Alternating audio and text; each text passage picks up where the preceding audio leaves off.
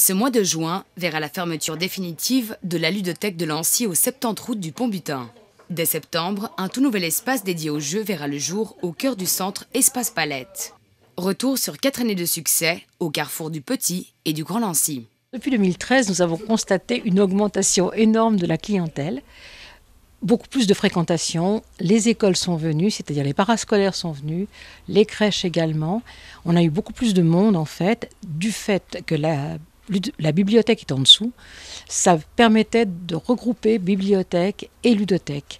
Et n'oubliez pas que nous sommes aux confins aussi de Petit et de Grand Lancy, d'où tous les avantages réunis. C'était vraiment parfait. Avec cette synergie, on a eu beaucoup de plaisir et on espère que ça va continuer en bas. Entre la salle de jeu, les poneys gonflables qui reviennent à l'accueil après un mois de prêt, les marionnettes, les jeux de table ou encore ceux de construction, des liens se tissent et la ludothèque devient un lieu de rencontre et d'échange. Certaines adhérentes sont des anciennes adhérentes, elles viennent régulièrement et ce sont des amies maintenant. Nous les fréquentons régulièrement, elles viennent aux soirées jeux et elles sont vraiment, c'est devenu des amis.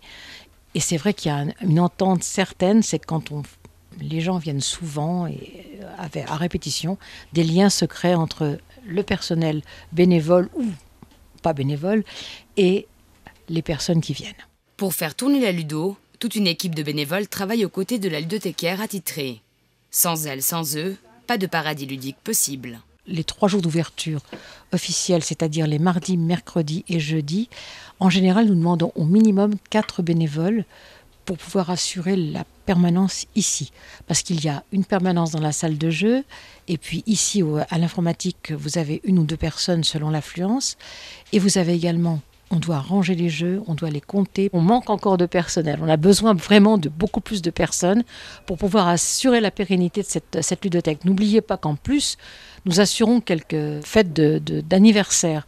Et là, c'est en dehors des heures également, de même que les soirées jeux. Donc on a vraiment besoin de personnel, on a besoin de monde qui veulent bien s'engager et de bénévoles, donc, puisqu'on ne peut pas faire autrement. L'aventure de la ludothèque de Lancy se poursuivra à l'Espace Palette, longtemps connu sous le nom de Projet Mégaronne. Ce nouveau centre socio-culturel sera inauguré samedi 16 septembre.